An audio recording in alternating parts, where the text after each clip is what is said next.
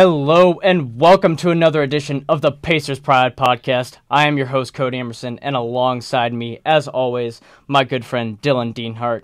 And we are delighted to have a guest on the show, probably our biggest guest, as we've said all year. If you've been following us on our Twitter, we've been announcing that we have Jeremiah Johnson, the sideline reporter for the Indiana Pacers. JJ, how are you doing today? Pretty good. How are you guys doing? It's always good to talk to a couple of fellow Cardinals, so we can talk Ball State sports and Pacers at the same time. Yeah, the Cardinals are preparing for the MAC tournament. I know both teams have been doing pretty well, but yeah, the Pacers obviously kind of off to the All-Star break, kind of up and down, but always good to have a man. I know you're so busy with the sideline reporter for Pacers and everything you do for Fox, so thank you for taking time out of your busy schedule for joining us. We greatly appreciate it. Well, happy to do it, and happy to have all of the various Pacers podcasts and different items or venues that I feel like people are showing interest in the team, and happy to do it. Yep, so let's get right into it. The Pacers started their second half of the All-Star break, after the All-Star break, playing host to the Atlanta Hawks, and this game, there are multiple storylines. The first one, obviously, being this first game back for Glenn Robinson III, and he played some sparse minutes off the bench, I think around like 15 to 16 minutes. But the Pacers were able to get the win overall by a final score of 116 to 93. Pretty easy game. Sabonis was the key person for the Pacers, dropping 21 and 13 off the bench. But let's focus in, JJ, real quick on Glenn Robinson. What impact, obviously it's great to have him back and everything, but what did you see out there from his first game back? Well, it was interesting. Before the game, Nick McMillan was talking about how long he was planning to play him, and he said 5 to 10 minutes, and I wasn't exactly sure when he said that. I was like, surely he's going to play more than that, but I think he was probably trying to not put too many expectations on Glenn or even too much pressure on him, and if he did not play as well as maybe he would have liked, and if he only played a couple of 5-minute stretches, then he would not be disappointed in himself. And if you looked in the first stint he played in the first half was 9 to 10 minutes, and I think he finished the game with almost 19 minutes, and only had 4 points, but Nate said that he was playing well and he wanted to keep him out there. And the other thing that he said before the game was that there were no shooting or there were no minutes restrictions for him. So I think that's a really good sign. I think that you have to think back to guys in the preseason and how much they play in training camp, and they don't play that much. They play mid-20 minutes a game, and it's just about shaking some of the rust off and getting some chemistry with their teammates, and that's the phase that Glenn is in right now. But basically,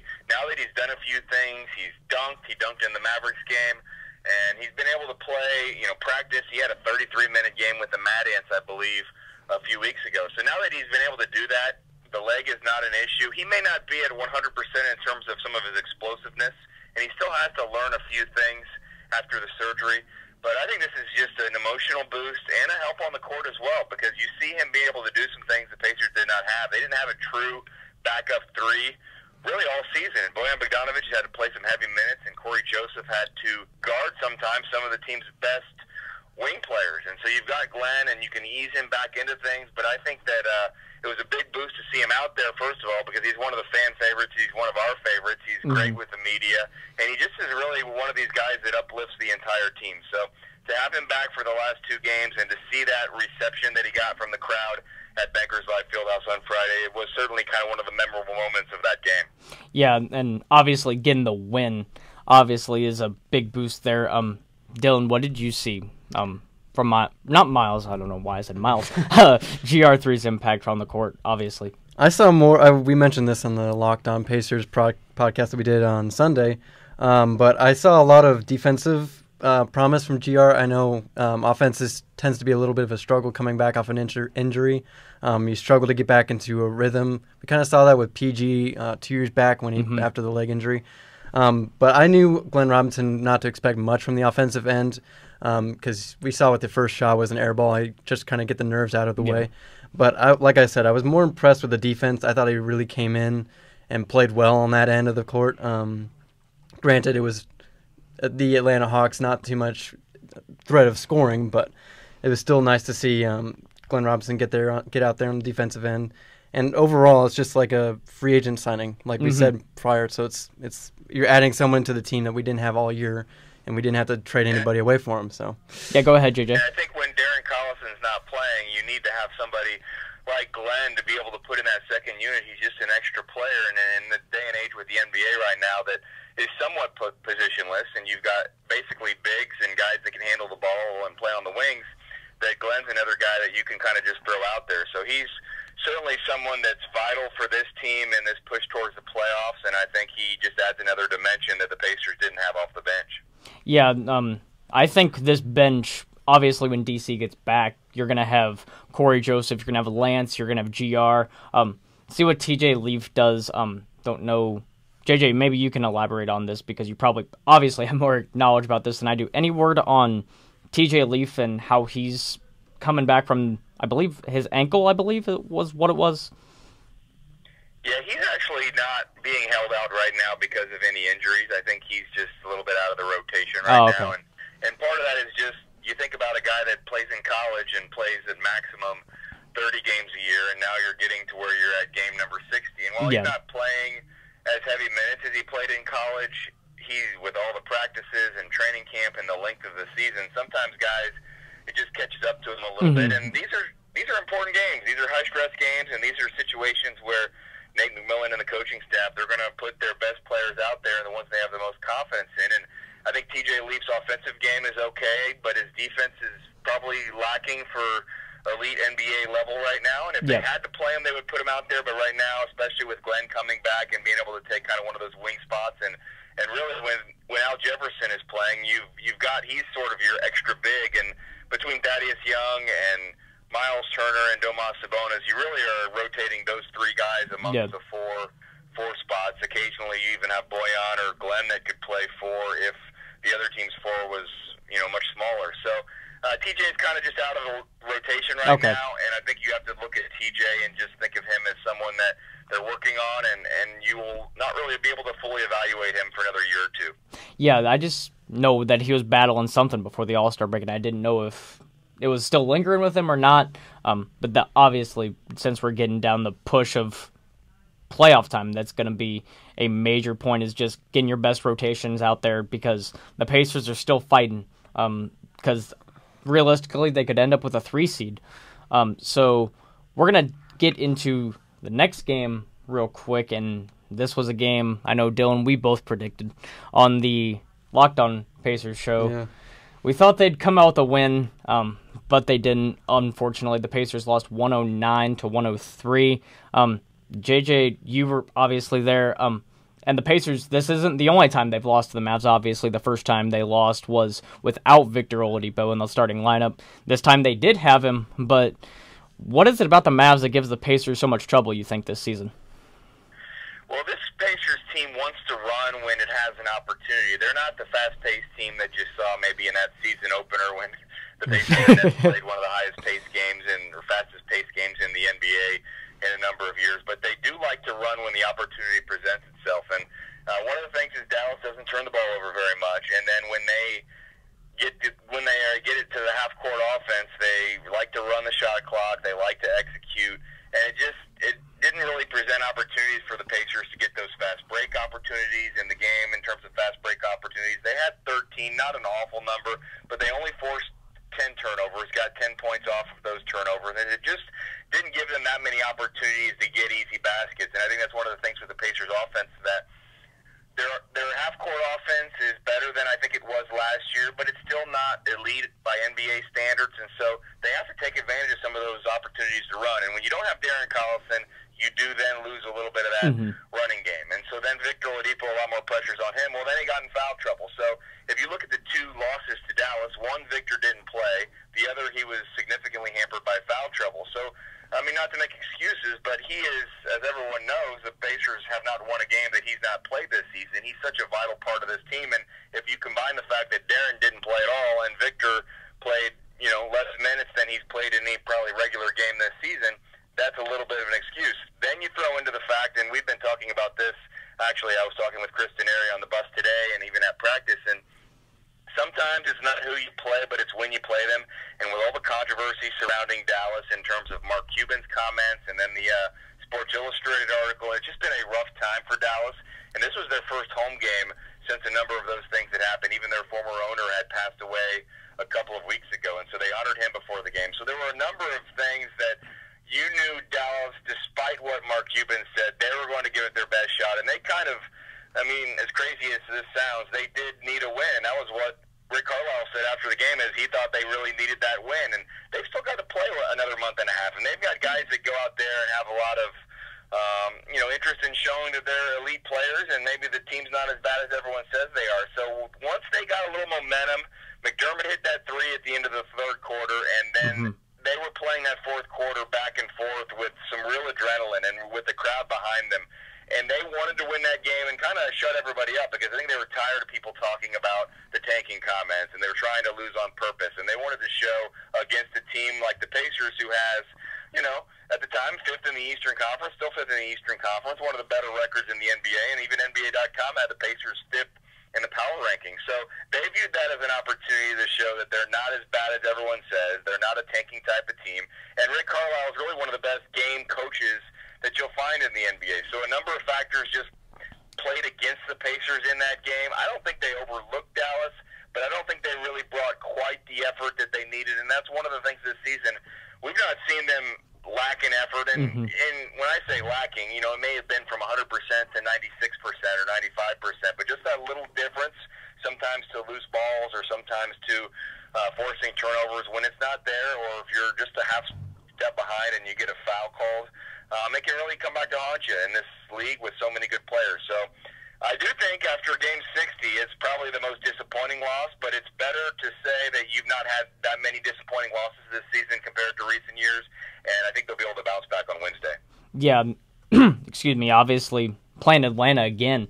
Dylan, what did you see? Obviously, not the outcome that the Pacers expected, but overall, why do you think the Pacers were struggling so much in this game? Yeah, you have to chalk it up to foul trouble at some point. I mean, Victor Oladipo had 4, Corey Joseph had 5. That meant that thrust Joe Young back into the into get some heavy minutes in crucial time, which I don't think Joe Young's primed for that part right now. He's still more of a relief minutes kind of guy, not a guy you want to throw into those kind of situations, which I think was what hurt us in the most. I think if we had Darren Collison out there, obviously it would have probably helped us a lot more. Yeah. Just because it would give us another guy. It would allow Corey Joseph to come off the bench and give us those kind of minutes. But I think just foul trouble and then just bad luck. I would have thought that with all the thing that was swirling around Dallas at that point would have given us an edge. But I guess it had a kind of an adverse effect and gave the Dallas Mavericks some fuel, which turned out to bite us in the butt, plus foul trouble, which is just kind of made an unlucky kind of loss. Not really, you can't really chalk it up to any fault in any Pacer player in particular. But I will say, though, I was really impressed. You look at the box score. Miles had 24 and 11 with 3 blocks. That's obviously probably playing in front of his hometown, because he is from Dallas. He is from Texas. He went there to attended the University of Texas in Austin. Bojan, continuing his strong month of February, had 19 points. Vic, in the 23 minutes he played, was 8 of 13 and had 21. Just you look at the bench, not a good game for Sabonis. That's rare that you see him only with 1 rebound, because he played 16 minutes, but only 5 points and 1 rebound, so down night for him. Then Joe Young, as you mentioned, Dylan, was thrust into that with Corey Joseph with 5 fouls, only had 2 points. Good game for GR. He played 21 minutes, so obviously that ankle is perfectly fine, and he's had 10 points on 4 of 6, and then Lance kind of got bad Lance that night, 3 of 10 from the field. We love talking about Lance on this show because, I mean it's who doesn't? Lance is always, no matter if you're talking good Lance or bad Lance, it's always a fun time to talk about him. But I think the thing that killed the Pacers, and 5 of 20 from the three-point line is not going to get it done, especially when the Mavericks shot 14 of 37. So they made 9 more threes than the Pacers did, and also 16 of 23 from the free throw line. Not the numbers you kind of want to see from the Pacers when the Mavericks went 15 of 18 as well. So disappointing night for the Pacers, but as JJ said, they're going to bounce back Wednesday when they play the Hawks again. So hopefully that's another good win that the Pacers can get in Atlanta. But we're going to open up the show really now, and JJ, just kind of pick your brain if you don't mind, because you're so experienced with the Pacers and with Fox and everyone. And anytime we get, that's our first time ever getting like a real professional of your nature on the show. So kind of just want to pick your brain a little bit about Pacers topics and just life in general and about your career and stuff, if you don't mind. Sounds good to me. All right. So first of all, will be a Pacers question real quick. For the rest of the season, we're 60 games in, have 22 games left. The Pacers are currently 5th in the Eastern Conference, and that is a jumbled mess right now between, I think, 3 and 9. Yeah. Is just separated by like 4 or 5 games or something like that. I'm not sure. I haven't looked at the standings quite yet. But what realistic expectations could you see as far as seeding, and maybe even if we're looking down the line into the playoffs for the Pacers, what seed could you see the Pacers getting, and how far do you think this team could make it in the playoffs? Well, it's quite a complex question, but I think you need to start by answering that by looking back to what you thought about this team in August and September. And I think even the most optimistic of Pacer fan would have thought, this is probably a little bit of a transition year, and if you could just get into the playoffs, it'd be a nice step forward. And consider where the team was with what a lot of people thought was more talent last year, and they got a 7 seed.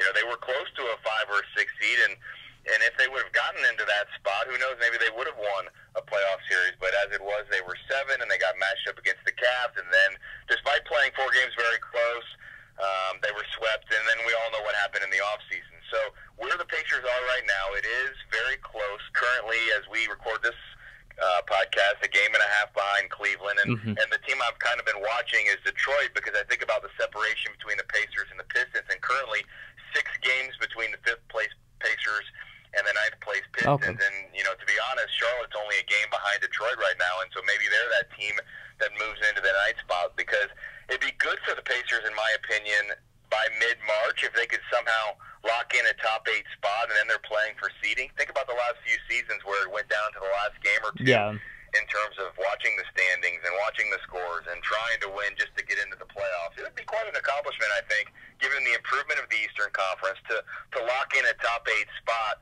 with a couple of weeks to go. And I think, in talking to some of the guys, and I think Thaddeus Young's been really good for this team, and he's been someone who has offered a number of comments from a leadership perspective and things they should shoot for. But it really feels like that this is a team that wants to be a top 4 seed, and I think that may be just a little. I think 3 may be tough right now. I still think Cleveland will probably figure it out enough to be able to be 3rd in the East, and Toronto and Boston will fight for the 1st and 2nd spot. And so then it only leaves 4th. If you could get to 4, it would be a tremendous accomplishment. But I even think a success would be, if you're in that 4-5 game and you're avoiding maybe those top 3 teams in the first round, then you've done something remarkable. Considering I don't know that anyone would have expected it or even predicted it. So that I think is the most optimistic. But I also think you could be 6th or 7th and not feel like you've done something wrong, because the teams that are around the Pacers right now are playing well. You look at the last 10 games, and currently Washington's 7-3 in their last. Pacers 7-3, Bucks 6-4, 76ers 8-2. The only team that's really struggling and faltering, and this helps the Pacers a little bit, is Miami, who's 2-8 in their last 10. So it does look like between 4 and 7, maybe those three teams in amongst those 4 teams in amongst those spots right there. And as long as the Pacers are in there and they can have a 45-win type of season, it's a tremendous accomplishment. To get into the playoffs, I do think that you want to win a series, because the last 2 seasons they had first-round appearances and lost a 7-game series to Toronto, and were swept by Cleveland but played them close. And, so many new players, just getting into the playoffs I think would be an accomplishment. If they could win a series, I think that would just do so much for this team's confidence moving forward, and would be able to, I think, also allow Kevin Pritchard in the front office to keep this team relatively intact. And I think he likes what they've built this season. We won't see wholesale changes like we have the last couple of seasons, but if you could be a second-round team in the playoffs, then you just make a few minor tweaks, and then you think you're maybe a piece or 2 away from making another step. Outside of that, it would be awesome. It'd be great for the Pacers, but given where the season is, I think that's kind of what they could be and should be shooting for. Yeah, I remember our very first episode when we recorded this podcast. I know Dylan and I were both saying, "Oh, the Pacers will probably finish with." We're talking about like what top 5 pick they're gonna get. Yeah. Because in the lottery, because we just did not have high expectations. I know I didn't. I was naive and young. We were both just didn't have high hopes for the season. And as you mentioned, JJ, you look at the preseason rankings, you look at all where the writers were ranking the Pacers with 29th and 30th in the NBA. I agree with you. I just think just getting in the playoffs and to show what this team has done and maybe even winning a playoff series, I think we could maybe take Washington. I'm not 100% sold on that quite yet. I'll have to see how this rest of the regular season plays out, but I think just getting back in the playoffs, like as you said, would be a huge accomplishment. Dylan, what do you think about what they've done this season and maybe where they can go? Oh, I mean, it's been a massive accomplishment for the Pacers. I mean, I remember one of the first topics we had was when I screenshotted a Bleacher Report for the NBA Power Rankings, and the Raiders had a second to last. Yeah. And we're now, I think, according to Bleacher Report, I think we cracked their top 10. So that might take a tumble with Dallas Mavericks loss. But regardless, I think this is a team that no one wants to see in the playoffs. And if I had to pick one, I would probably pick the Pacers. I think Vic could probably take over a game. He's primed for I'm anxious to see what he can do in the playoffs. Add that on to the depth that we'll have, hopefully with everybody healthy. Cross your fingers, knock on wood. But I think I would not be surprised if we make a second round appearance into the playoffs. I don't think we're quite ready for an Eastern Conference final or an NBA Finals push. I mean, the Celtics are just leagues above everybody else in the East, in my opinion. But I do think Celtics are? Yeah, I think the Celtics, if they get everything going well, I think the Celtics are going to be the NBA champions, personally. Wow. Bold prediction. No, Good, I like that. I don't like hearing someone say the same thing that everybody else says, so that's a good one. Right now, everybody's on the Raptors bandwagon, and I do think with the Celtics, it's probably good they had their little dip, and then they'll probably figure it out a little closer to playoffs because you don't want to peak in February and March. And so right now, everybody's high on the Raptors. And I will say, Toronto probably has, in my opinion, at least in those teams in the East right now, I think the best home court advantage. And so if they get the number 1 seed, I would be a little concerned, but they're also susceptible to losing an early home playoff game and then having everyone in Toronto and all of Canada, for that matter, freaking out and getting a little nervous because of some of the past issues. So I still tend to say I'd be scared of LeBron, and I think Boston and Cleveland is maybe a likely finals, although if they're 2 and 3, then they obviously can't play in the finals, so you never know. But I like the prediction, and I do think health will play a big factor, because if the Pacers can go into the playoffs healthy, that'll be a big benefit, and there will probably be another injury that'll affect one of these teams that you're just not expecting. As we knock on the wood door in our studio, hoping it's not the Pacers. Yeah. I'm not high on. I mean, Toronto, they've had a heck of a season so far, but I mean, this is the story every year. I mean, I'm not sold on them until they get it done in the playoffs. There's no reason I think we should have taken them to 7 games. I think 2 years ago or something like that. Paul George was playing out of he was playing out of his mind, but I just think the Raptors. the Raptors. I'm just not high. I like DeRozan, Kyle Lowry. I guess he's an all-star point guard for a reason. Yeah. But I just don't know because come playoff time they seem to always choke. But I don't know. Maybe that's different this year. Maybe I'm wrong. But this team, the Pacers team, I think we really haven't seen we've seen the Raptors how many times? Just once this year so far? Just once or maybe twice. I think we have a home and away stint. I think we play them 2 or 2 more games against Toronto, and that's the other thing to keep in mind when you're trying to predict, which is always scary to do. But the Pacers' schedule is pretty tough down the stretch, and I was reading some of the articles yesterday that were basically discussing the tanking and the teams that were projecting to try to get a better lottery pick, and the Pacers don't play too many of those teams. After Wednesday, I think they've only got 5 games against many of the teams that are listed there. 2 of those that were are against Charlotte, and they could be fighting for a playoff spot. And the Pacers just showed even those games aren't automatic back anyway. So, but you're right. Yeah. 2 games against Toronto coming up. You've got 2 games against the Warriors. You've got this current 4-game road trip and another 4-game Western Conference road trip coming up. So it'll be challenging, but I also think that it probably is good for the Pacers to have the challenge at this point in the season because they have good chemistry right now. They sort of have a chance early in the season to get a little confidence, and so they don't go into this stretch of the schedule in March where it's road heavy and you're playing some really good teams. They don't go into those games fearing anyone. They think they can win all these games, and so, it'll be one of the more challenging closing schedules in the NBA. I think on Monday I saw second hardest schedule to end moving forward. And Philadelphia, for instance, is a team, you look at their schedule, they've got a lot of back-to-backs, but it's a very easy schedule. So some of that will factor into what position the Pacers get. But I do think the Pacers are confident against anyone. Yeah, I think too, because I think Vic, obviously Vic, and then you have Lance, who just isn't afraid of anyone. Just he'll go toe-to-toe with, we've obviously seen LeBron.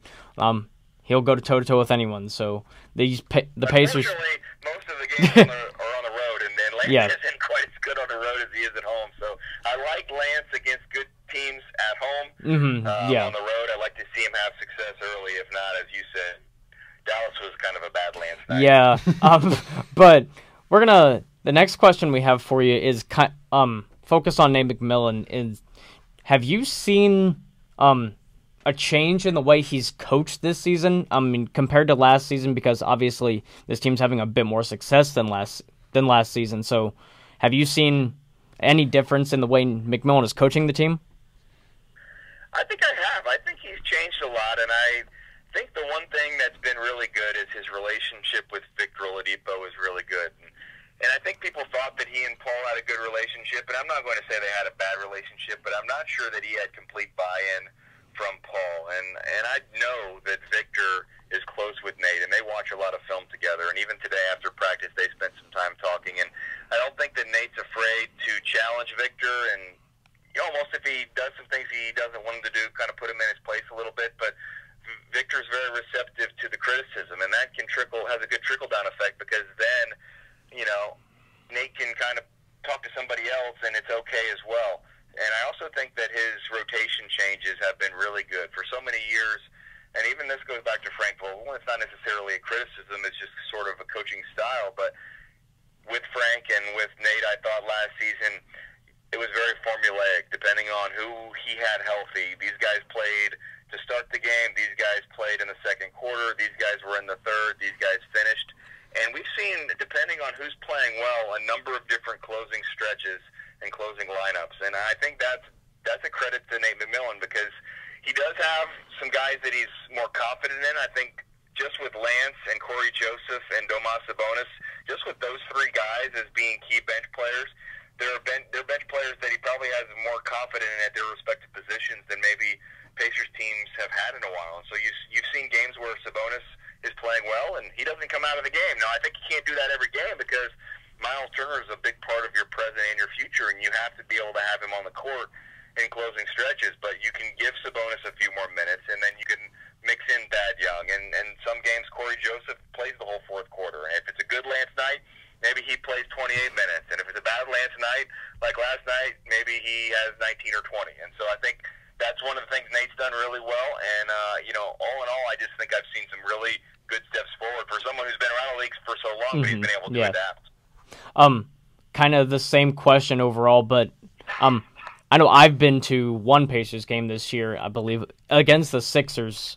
Want to say maybe it was December, I think. In December, right before break, maybe. I can't remember exactly, but I think that was in January. It was right after we got back from break. Because, actually, it was the night before the Super Bowl, so early February.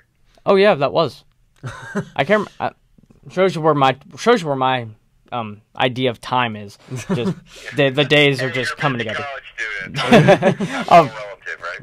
Yeah, but when I was there, and I'm probably going to be going to the game against Milwaukee as we're on spring break. But what have you seen from the Pacers fans in general this year? Because when I was there, I remember listening to Quinn and Chris on the show one time, and they said you have to get inside Banker's Life to just see what kind of an electric atmosphere it is. Just night in, night out, they packed the building. And what have you seen from the fans this year that really hasn't been there in the last couple of years? What I would say is that I've seen good atmospheres and crowds on games that aren't high-profile games. And so in the past, we've had some good crowds, and it's not like it's easy to have a memory to where you think everything is great this season and it was awful before. And, I don't think we're probably entirely fair to Paul George in the way that era ended, but there were some good moments in the last couple of years. It was just a little bit unsatisfying, and for every time they would take a step forward, they would take a couple of steps back. But I think you saw some of the games where it wasn't against a good team, and it just was kind of a blah game. And I feel like there are so many games this season. You think back to even last Friday against Atlanta. That was a sellout, and the Hawks are not a draw by any stretch of the imagination. They have maybe 3 players that the average NBA fan would even know, and that might even be an exaggeration. But yet it was a sellout crowd. There were 2 or 3 just incredible moments. I mean, you had Glenn coming back and the crowd giving him a standing ovation. You had that Corey Joseph play where he had the steal and the and one, and everybody went and lifted him up. And I can think of a special moment that was not just on the court, but the reaction from the fans in almost every game this season. And I think in the past it was where a game you'd forget about it a week later and nothing would stand out about that particular game. But the Pacers have had big crowds in games against teams like Charlotte. And really I think what happened was there was a little bit of negativity in terms of some press, in terms of the crowds were bottom 2 or 3 in the NBA in the first couple of months of the season, and I think some fans were frustrated that other fans weren't getting out to support the team. But our TV ratings are up significantly, so I do think it's fair that with so many people thinking when the season started it was going to be a rebuilding year, maybe they decided they weren't going to invest their time or maybe their money into going to the games this season, because I understand it's not cheap, and it's a commitment to go downtown and everything that goes with it. But I think that word has gotten out about how fun the games are, how fun this team is, how much they enjoy playing, and how they bring pretty much their top effort almost every single game. And then it's just sort of spread. And so now I think the second half of the season, we've seen not always sellout crowds, but large and loud crowds and supportive crowds and crowds that cheer when Lance Stevenson comes into the game and give him the best ovation I think I can imagine for someone who is the team's 7th leading scorer. And for Victor Oladipo, when he basically signs everything for anybody that crosses his path as he's walking off the floor that can't even get to the locker room because he's too busy signing autographs. I just think it's been a little bit of a love fest between the players and the fans, and I don't know about the total attendance numbers will be at the end of the season, because I don't think the Pacers are an organization that necessarily props the numbers up as much as maybe some teams might. I don't have any specifics, and I can't say this team fudges on the numbers compared to the others, but there are teams that have consecutive sellout streaks, and I look up and I say, how's this a sellout?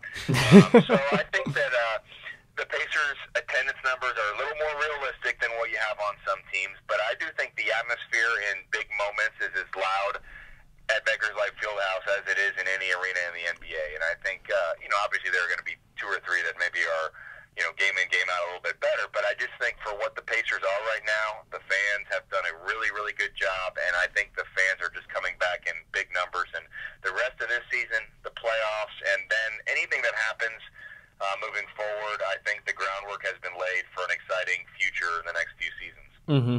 Most agreed. Dylan, go ahead with. I'll let you ask some of the questions. Well, I'm the stereotypical poor college student that's trying to get enough money to get down to Bankers Life. I haven't been since the Maccabi Haifa preseason game with you, but yeah, I've been the only one. But I mean, that's still a good game. Yeah, it was a good game. I liked watching Josh Smith try to revitalize his NBA career, but It's a weird game, I thought. Yeah, but go ahead. But I've been meaning to get down to Bankers Life ever since that game. I liked the new environment. I like the new lighting. It's just such a TCOM thing to say. Actually, just to let you know, it has gone back a little closer to the past than maybe the differences you saw in that game. Dang it, it was so... I was a little bit mixed on, and that was unusual for me because I wasn't actually working that game because we didn't have a pre- or post-game show, and they just decided to not use a sideline reporter on that game. So I was just sitting in the media section for that one, and it did seem odd to me, as dark as it was. And I don't think the players quite much as maybe some of the fans did. So it might be a little bit darker in the seats than it used to be. I'm not 100%, but it's a little more like it had been in the past. Okay. Well, I for one enjoyed the LED lights or whatever they were, but anyway, aside from Banker's Life lighting, but I really need to get back down there. I love watching the crowd reactions on TV. I always watch it thinking, man, I should really get down there some point. But money's always been a tight object around for me, at least. So I'm living vicariously through your experiences. So, but I mean, my one appearance at the end there. of the season, but But one of the last ones we want to get to, kind of a little bit more personal, but overall, can you give us just a brief overview of how you became the Pacers sideline reporter, and if you had to pick maybe one thing about your job that you like the most, what would it be? Sure. Well, I grew up in Indiana, and so I was sort of an Indiana sports fan all my life, and went to Ball State, and then Chirp. coming out of college, I just wanted to be. My main goal was to be a sports director at an Indianapolis TV station. So at that point, I knew I just needed to get experience any way I could, and so coming out of Ball State, I was trying any avenue I could to try to get that first opportunity, and was able to eventually get a job in Eastern Kentucky, Hazard, Kentucky, actually, and as a sportscaster, and was able to spend a good year there. And then I went to Terre Haute for 3 years, and then towards the end of my time in Terre Haute, and while I was in Terre Haute, I was a sideline reporter for Indiana State University basketball. So the station I worked at was the home of ISU basketball, so I was able to do about 8 to 10 guys and girls games a season, and so that was good experience. And then when I went to Fox 59, and I was there for 9 years, at one point in the middle of the time I was there, Channel 4, which is a sister station to 59, picked up the IHSAA contract, which was great for me because I was I was passionate about high school sports, and I was able to work, hand in hand with the IHSAA on pairing shows, and also sideline reporting for football, basketball, baseball, softball as well, as long as it didn't conflict with, my responsibilities with Fox 59. So with that, I had a lot of sideline reporting responsibility, and then towards the end of my time at Fox 59, I was just sort of, looking around at what other opportunities might be available, and even trying the team route, and so was able to get a job as the producer of the shows that I'm hosting right now for a year, and then the host position came open, and I was still basically, close enough to where I'd done a lot of sideline reporting and had been on the air freelancing a little bit, and it was just kind of worked out for me. But, the main thing was that I was kind of always close to the team and covering the Pacers for a long time. I even, the job that Pat Boylan does now in terms of our locker room interviews on home games, I did that when I was working at Fox 59. So with each regular job I had, I was able to kind of reach out and pick up some extra work that was more from a sideline reporting perspective. It's tough because people that want to be in play-by-play, you've got to call games. And, I haven't been able to do that quite as much because I went the TV route and the sportscaster route, and it did lend itself to more of a hosting type of jobs and the sideline reporting. So those were the kind of opportunities I was, able to do on the side and to learn and to get experience with. And, there are plenty of avenues if you want to get into play-by-play, because so many high schools and small colleges now, with the internet, they're broadcasting games, and they need people to do the games. And, many of them don't pay well, or some of them don't pay at all, but it's the experience that is, the most important thing. And even you guys doing these podcasts, the more you can have these conversations and work on just your delivery and your confidence in your communication, it can do nothing but help you down the road. And so if you think about it, after a year in Kentucky and 3 years in Terre Haute and 9 years at Fox 59, well, then I'm 13 years in terms of, for a living, 12 months a year, talking and communicating and being a reporter. And so, I was sort of in a position where it wasn't a direct connection between local news and this network TV, and basically, if you think about it, production truck work instead of something out of a studio. But I had enough different experiences to where I could pick it up pretty quickly. So there's no magic formula. There are only 30 NBA teams, and not all of them even utilize a sideline reporter. Many of them actually have two people that kind of do the job that I have if they're a bigger regular show, they'll have a studio somewhere with a studio host and a studio analyst, and then a sideline reporter who just handles the opportunities during the game and then the post-game interviews. And so I have a little bit more responsibilities, but everything that I've done in my career, I think, has kind of prepared me for the different aspects of this job. And I still continue to do the high school state finals. I worked the Class A and the 2A championship games for the IHSA Champions Network over the weekend for the girls, and I'll be doing 3 and 4A for the boys. It was just kind of lucky that it came where we are not on the road with the Pacers, and we have an open day, and so I was able to still do that. And in the summer, I look forward to baseball state finals as well, and maybe even softball. So, the advice I would say is to take any opportunity that you can and learn something from it, and not just to do anything, because if it doesn't necessarily fit you, you don't want to necessarily get going down the wrong path. But at the age that you are, you just have to be willing to do everything. And for when I was in local news and local sports, shooting was huge. I mean, I was picking up a camera, and I think you guys understand that Yep. If you're in TV now, you can't just be someone who talks on TV. You got to be able to shoot and write and edit and then put it all together. And even now there are times, depending on what our situation is, I can pick up a camera and I can go shoot an interview one-man band. I mean, we're not in the position where we have to do that as much, but I know how, and it's those skills that never leave you. So, kind of a long-winded answer, and when you said, how to get this job, a lot of things came into place, and it did help for sure that I worked with Kristen Airy at Fox 59, and we were able to keep a close relationship, and now we get to work together again, and that chemistry I think that we've had, and our friendship has really helped as well. But, if I wasn't good, if I wasn't able to do the job, the friendship necessarily wouldn't have helped me get the job. So,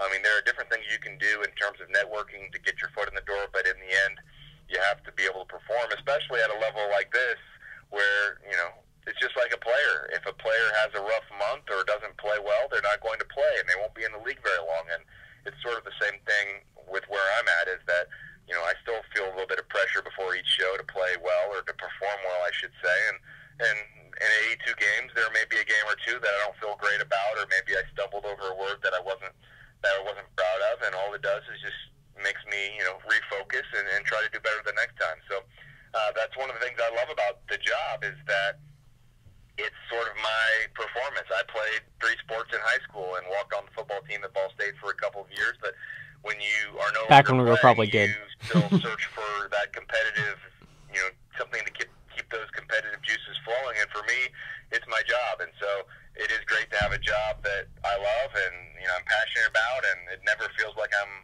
quote unquote working. And so that's probably the best part about it. And I do enjoy now being able to be part of the team while still, being a reporter. I'm in a unique position that, I'm with the team all the time, and I'm not going to be the person that's probably breaking all of the stories, but I'm covering the games and reporting what needs to be reported. So I'm having a great time. I hope the fans, continue to watch the games, and I hope they enjoy our broadcast. But just know that we're having as much fun as it looks like, because it is a dream job. Yeah, and I think you hit on most of it, but, I mean, just a quick little advice maybe to people like us and other college kids probably, and maybe even high school kids just trying to break into the business. What advice would you give to the younger generation of maybe the future broadcasters and sports journalists out there?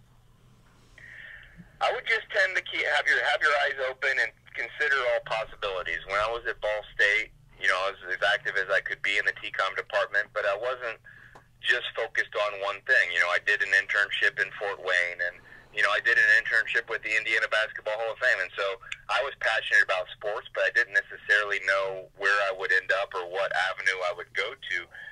But when I was at the Indiana Basketball Hall of Fame, I made some contacts, and I went to some different places, and there were the IBA workshops and different things where you could meet someone, and there are people that I've talked to 10 years down the road where I went up to them after they gave a speaker or a presentation, and maybe they remembered me, maybe they didn't. Maybe if 10 years from now, you could say, "Hey, remember JJ when you were on our podcast?" And, every little thing you did, something doing this tonight, write it down, put it in your resume. Maybe not in your resume, but just as an experience, and then look at what experiences that not getting, and how can you get those? And it's easy to say, go do an internship, and I think that's, you need to go find, probably if you're a college student, an internship that's going to benefit you. And I always say, there are people who want to come, we don't really have interns in our specific position right now, but you're better to go to small markets where you can do a lot.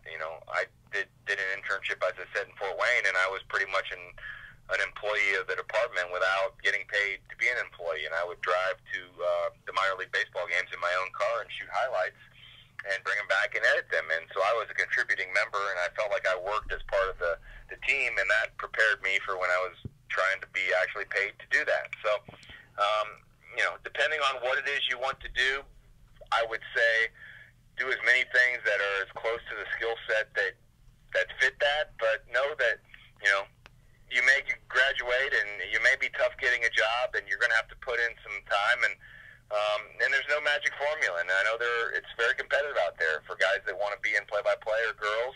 It's, there are a lot of people doing games, and sometimes it is probably difficult to get your name out or to get your work seen by the right people. But that's where you just have to, get as many reps as you can, so when the time comes to be evaluated, that you have something that you can be proud of.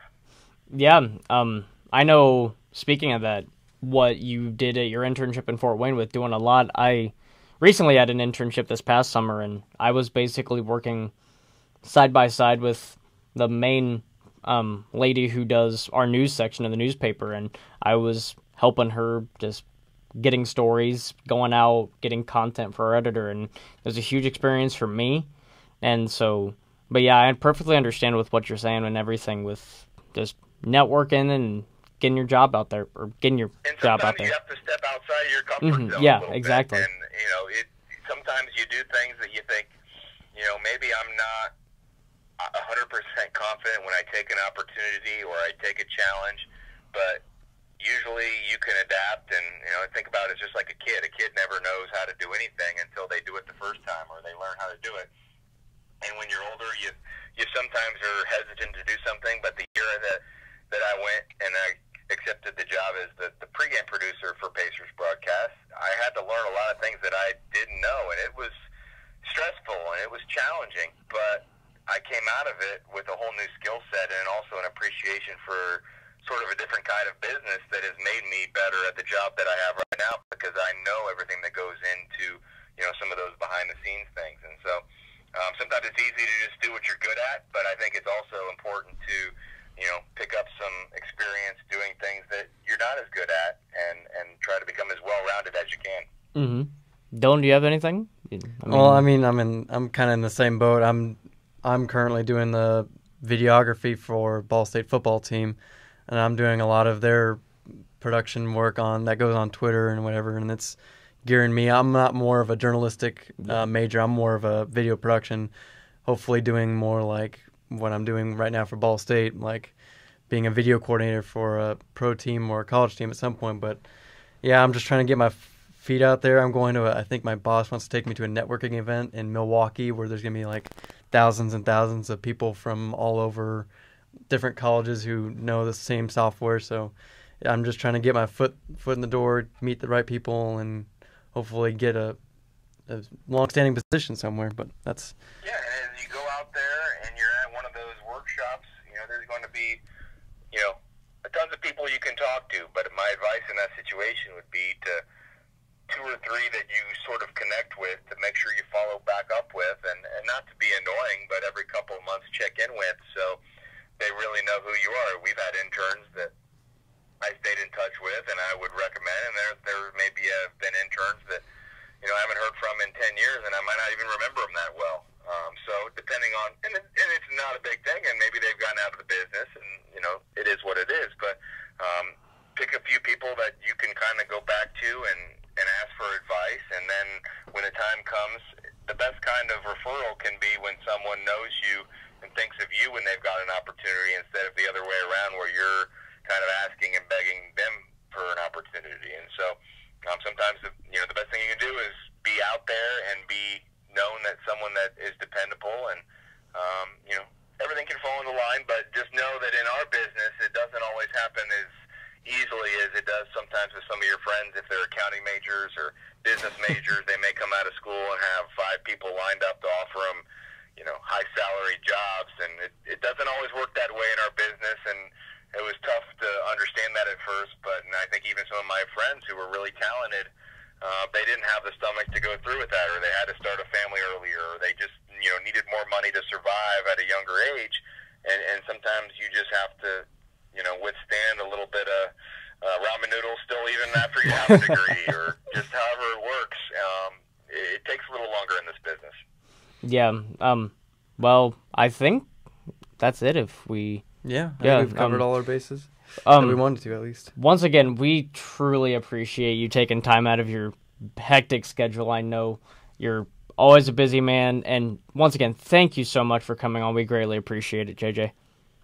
All right, Dylan and Cody, good to talk to you. I'll look forward to downloading and catching some of your work as the team inches towards the playoffs. Yep, and we will be watching and doing our podcast every Sunday and keeping people updated on them, especially as the playoffs come around, because playoffs is always an exciting time. So, once again, thank you so much, JJ, and good luck. Wish the Pacers good luck for us, I guess, for the rest of the season. And thank you again. We greatly appreciate it. All right, guys. Have a great one. All right. Thanks, you too, JJ.